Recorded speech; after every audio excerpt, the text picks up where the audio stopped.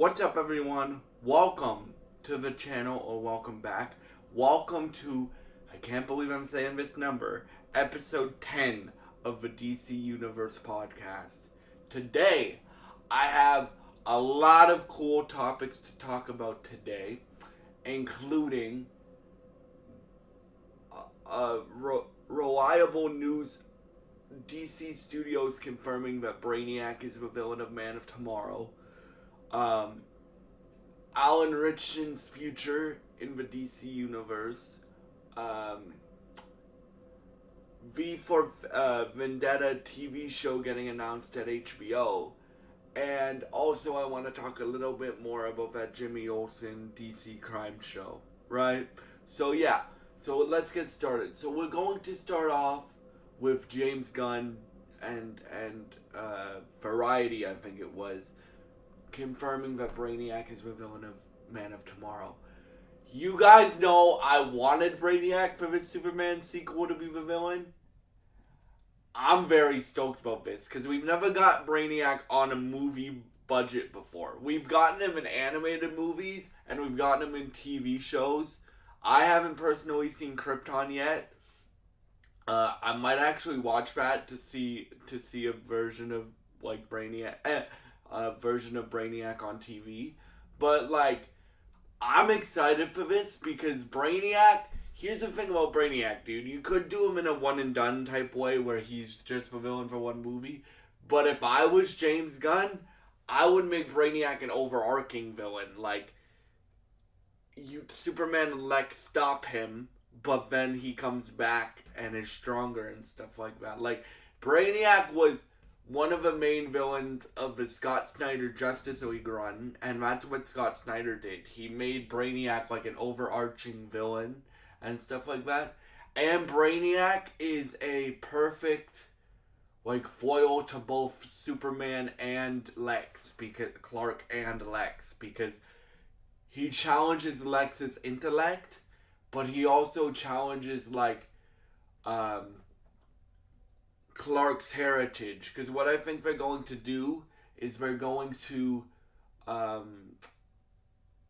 like, this is an ensemble movie, so it's gonna, like, I think Kara's gonna be in this movie. I think Supergirl's gonna be in this movie. I think the Justice Gang is gonna be in this movie, and I think like Lobo and even John Stewart Green Lantern's gonna be in this movie. I think this is gonna be a mini Justice League movie without them calling themselves the Justice League, right?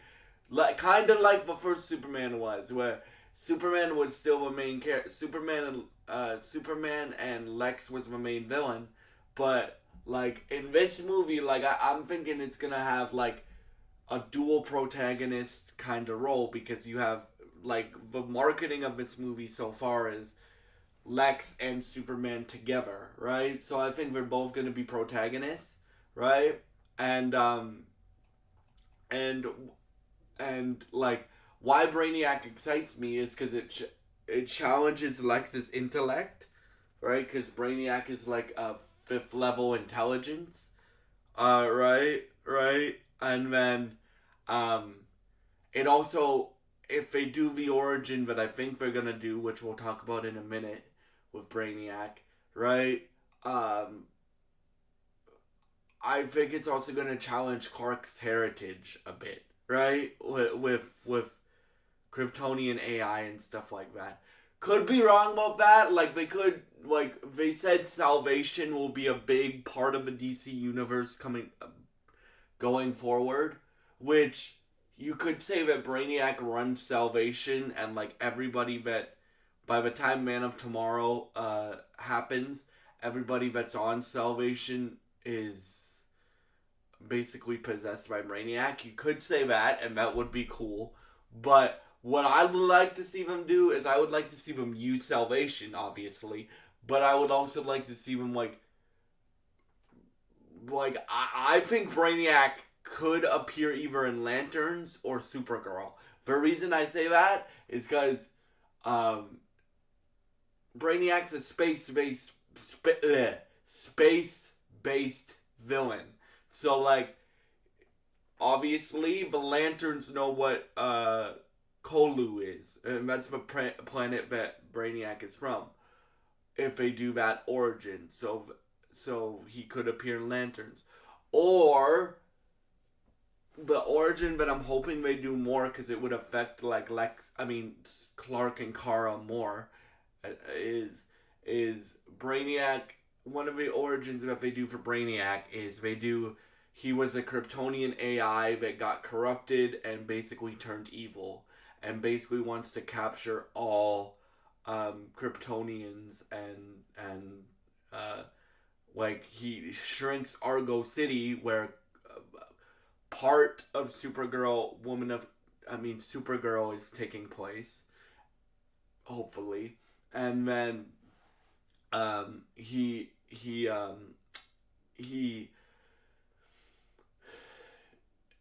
him and Supergirl have a past. Like, if you guys have played Injustice 2, like, a lot of that storyline is taken from, like, it's an original storyline, but it's taken from a story called, what's it called? I think it's called Superman Argo City, or something around those lines, where Clark finds out that Argo City is shrunk. He finds out that a bunch of his people are still alive, and Kara's involved in that, and a bunch of other characters are involved in that. But yeah, anyway, I'm excited to see this because, you guys know, I've basically loved everything that James Gunn has made in the DC universe so far. I loved Creature Commandos. Superman, I think, is the best comic book movie of all time, in my opinion, because of how comic book it is. And the only thing I didn't really like, I liked all of Peacemaker besides the finale. The finale was kind of weak, but I did like what they set up in the finale. Like, I liked Salvation. I liked Checkmate being set up. So, so I basically liked everything that they've done in the DCU so far, besides the Peacemaker finale. But season 2 finale. But, this excites me because we've never got Brainiac on the big screen before. Like, we got him on the small screen, and he's a great villain. But who are you gonna get to play that? I have a few options. So Brainiac would be like a mocap voice role, or he would be you would have to get painted green and purple and stuff like that. So I have 3 options for who could play Brainiac, and let me know what you guys think of them. So Chudi Awuji, I think I'm pronouncing that right. The guy from Peacemaker Season 1 that played Myrn. And he was also in a dope show called Shadow. And he also played the High Evolutionary in Guardians of the Galaxy. Dude, this guy's range as an actor is insane. James Gunn says, he found him because he did a stage play in London, right? London has a thing called the West End. It's basically the English version of Broadway in New York. So, this dude can really, really, really, really act. And I would love to see, that. Another one that I could see, playing Brainiac, I have 3 for y'all, is Anson Mount. Now, if you don't know who Anson Mount is, he played Black Bolt in The Inhumans. He's played Spock from Star Trek, and he's played he's voiced Batman before. The reason why I say that Anson Mount would be a great choice for Brainiac is because of his voice, dude. If you've heard his voice, you either think Brainiac or Batman, right? Because he has that I'm really intelligent voice, but I'm not gonna say it, and I'm really he has that I'm really intelligent voice. Actually, I have 4 for Brainiac, so yeah. So that would be option 2. Option 3 would probably be like Lee Pace. Now, if you don't know who Lee Pace is, this guy's also rumored for Batman, right? Because of his voice. But Lee Pace, I haven't watched much of Foundation, and I need to get on that. That will be a review on this channel eventually, me watching Foundation, right? But he plays like one of the empires on that. He would have a great voice for Brainiac too. The reason why I'm mainly focusing on the voice guys on Brainiac is because yes, you have to act as Brainiac, but you like you're painted green and purple, right? You're not like emoting very much. It's like that's the main reason why I'm focusing on the voice and stuff like that.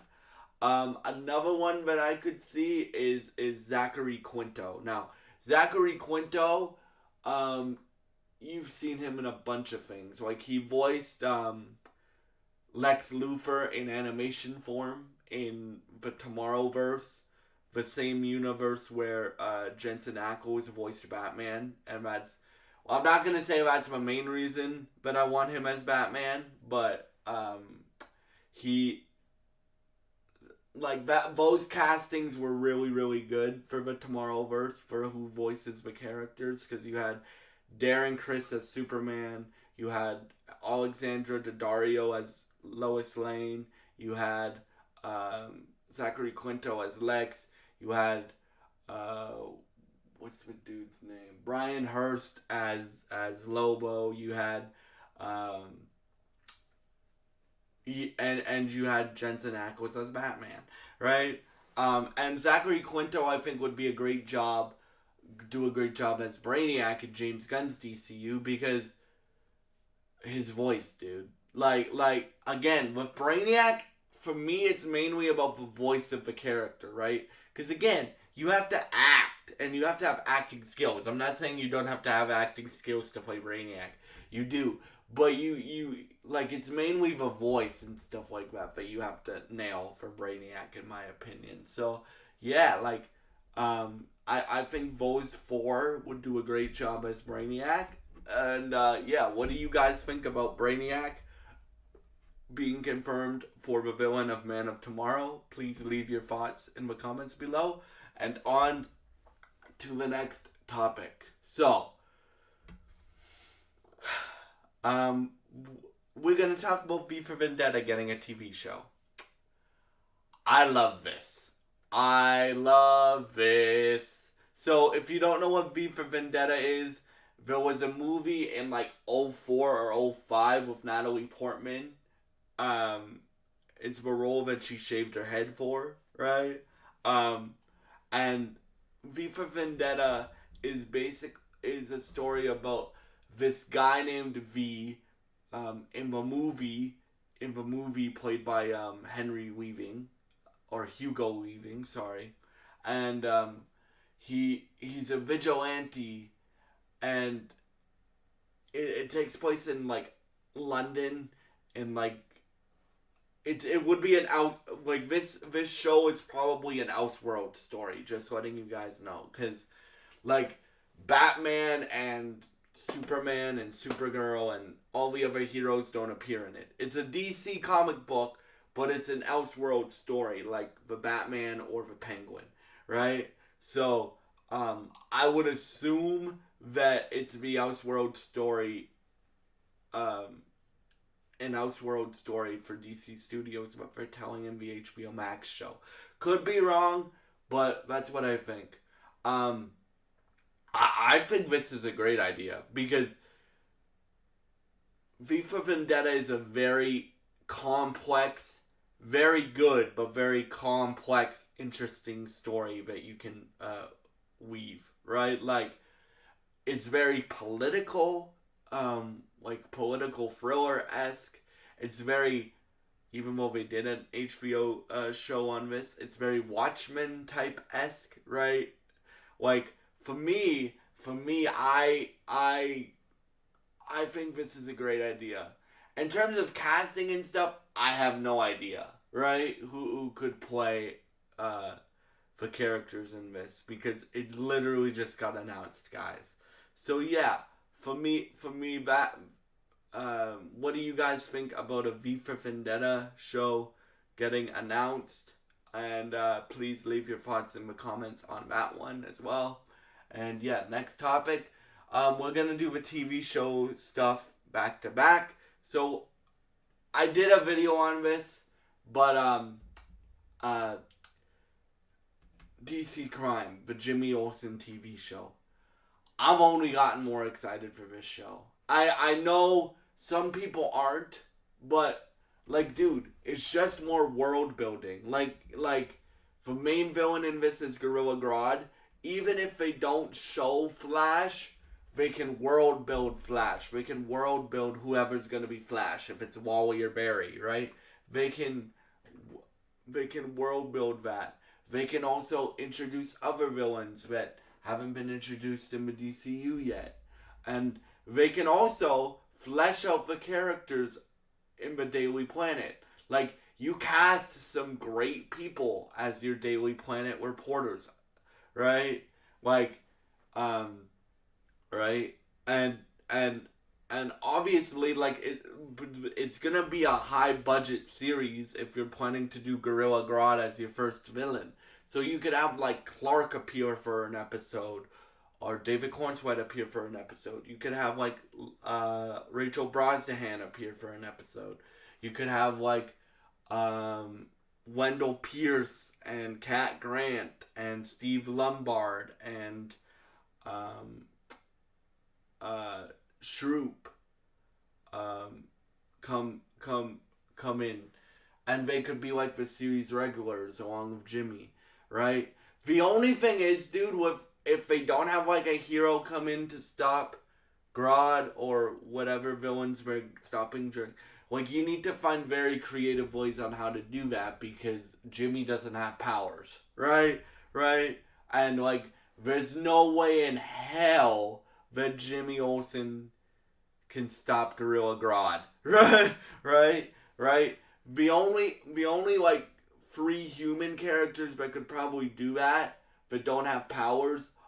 Well, Black Canary does have powers, but the only 3 human characters that could probably do that are like Deathstroke, Batman, and Green Arrow, right? Like, for me, this show is exciting. It's not my most excited DC project. That's, in terms of next year, the stuff that we have announced, I'm actually really, really, really looking forward to Clayface, our first live-action introduction to James Gunn's Gotham and his DCU, right? I'm really looking forward to that. I'm really looking forward to all the superhero stuff we're getting next year. Daredevil Born Again Season 2, Punisher Disney Plus special, Spider-Man Brand New Day, and obviously Avengers Doomsday. Lanterns, I'm really looking forward to. Supergirl, I'm really looking forward to. And Clayface, I'm really looking forward to. And then 2027, I'm really looking forward to Man of Tomorrow and Matt Reeves' The Batman 2. I'm really looking forward to that as well. And yeah, so for me,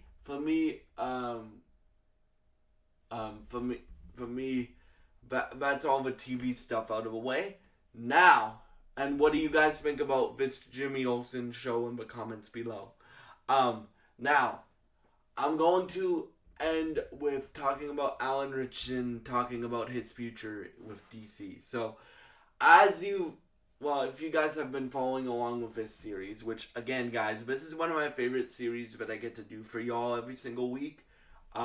So I hope you love it as much as I do, and stuff like that. And yeah, so Alan Ritchson said, like, Alan Ritchson's been asked about DC for basically every interview that he's doing, right?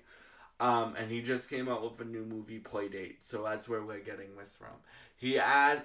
So the interviewer asked him, like, I know you said I'm probably not going to be Batman, but what character would you want to be in DC? And he said, I would want to be a character that's a little more dirty, a little more less clean. And what he means by that, guys, is less heroic, right? I want to be a character. He's basically saying I want to be an anti-hero. So I have like mm,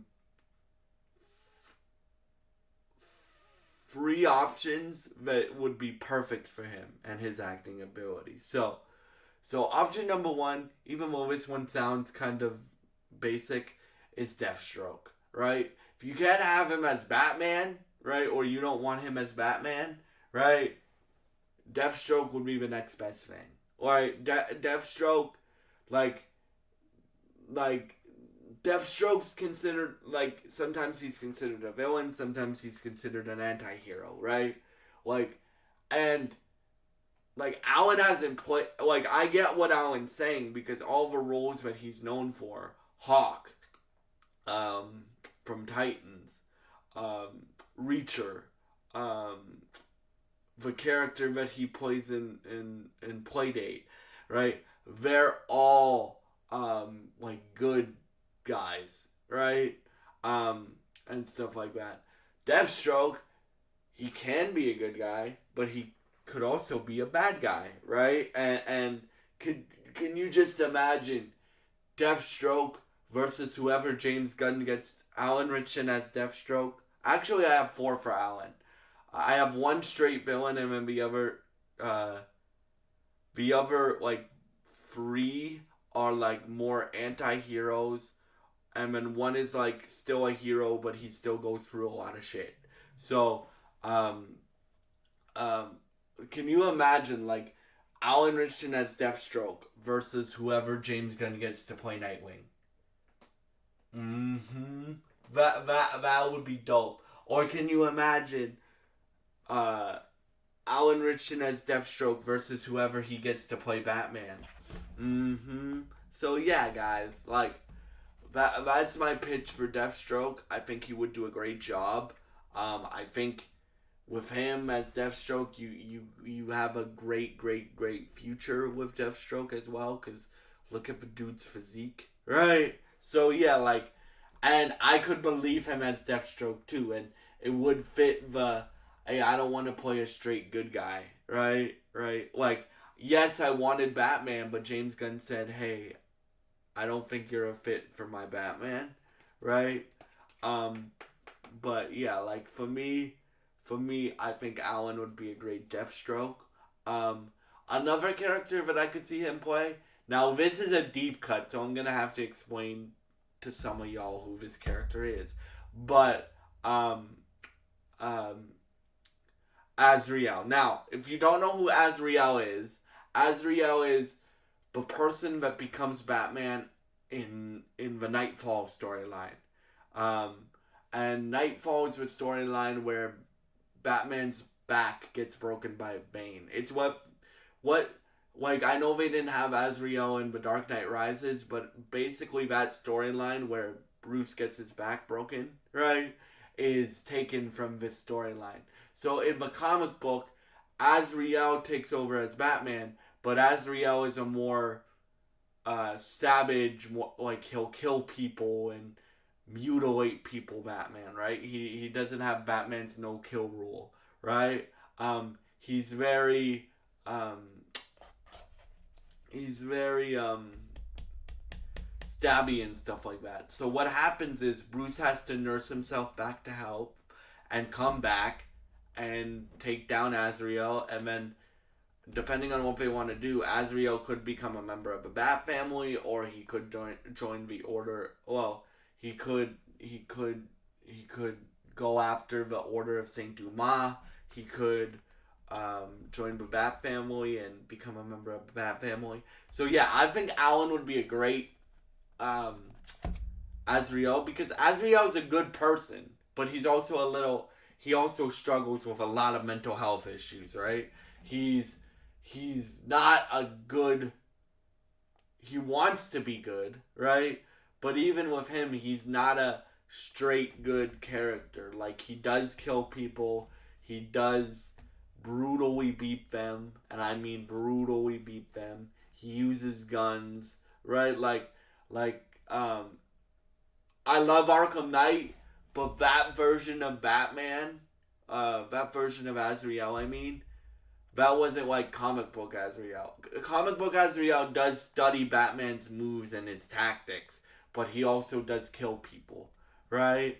And then um, there's a storyline also where the Arkham Knight storyline with Azrael the Arkham storyline took from this is where Azrael tries to kill Batman, and then you can either in the Arkham storyline you can either choose to help, to let him go after the Saint Order of Saint Dumas, or you can choose to like lock him in prison and stuff like that. So yeah, with Azrael, I think Alan would be a great Azrael because I know a bunch of people wanted him as Batman. He's not my top choice as Batman. You guys know my top choice, but I'll say it again because I really want it to happen. I want my boy Jensen Ackles to play Batman. Thank you very much. I've wanted Jensen Ackles to play Batman for a decade, right? I think Jensen would be a great Batman, and like I think it would be the best of two worlds because you would technically get Alan Richardson as like the more stabby, brutal Batman, right? And stuff like that, and you would get Jensen Ackles as the, if James Gunn decides to cast Jensen Ackles as the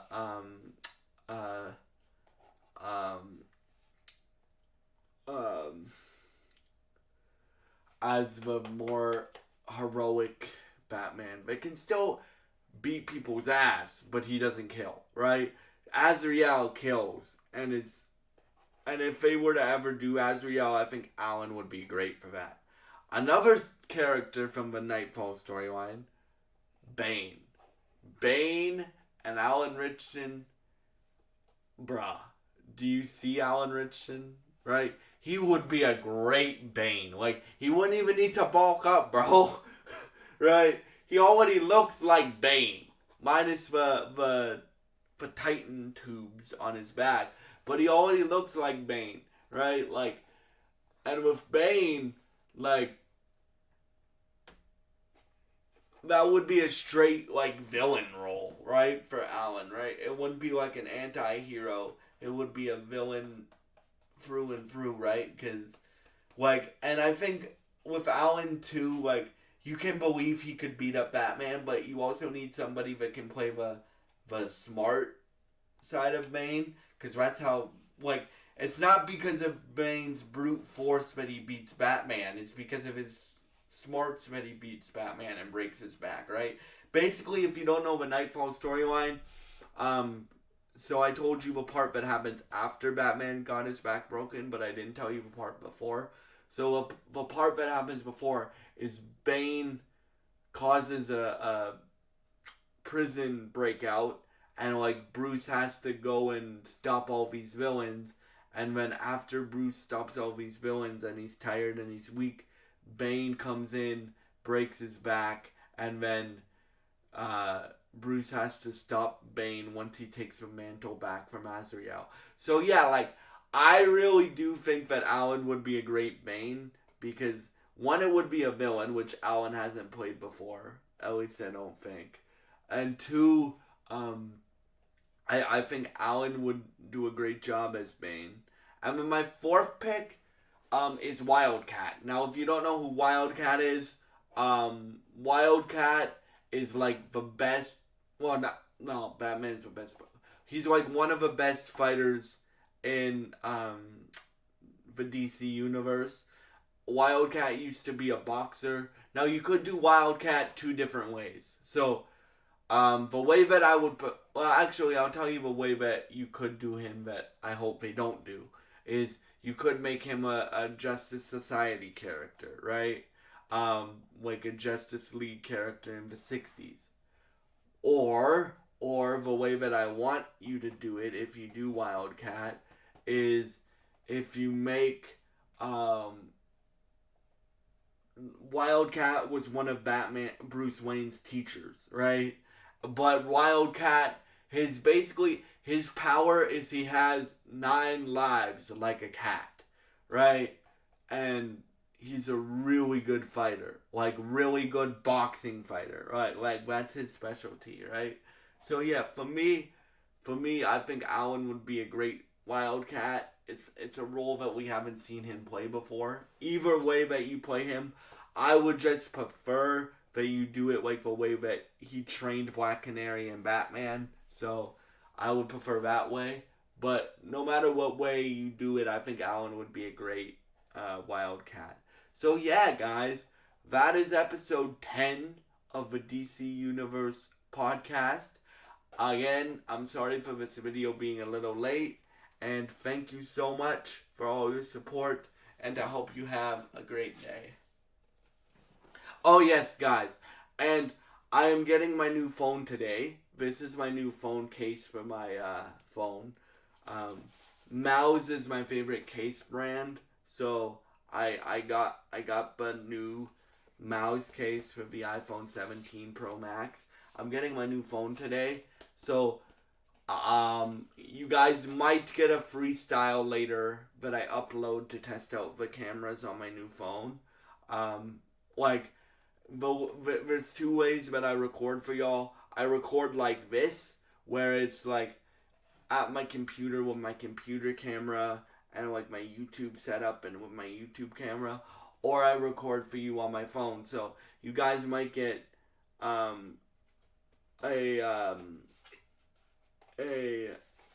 freestyle that I record later today from my new iPhone 17 Pro Max. And yeah, so thank you so much for all your support, and I hope you have a great day, and God bless you guys.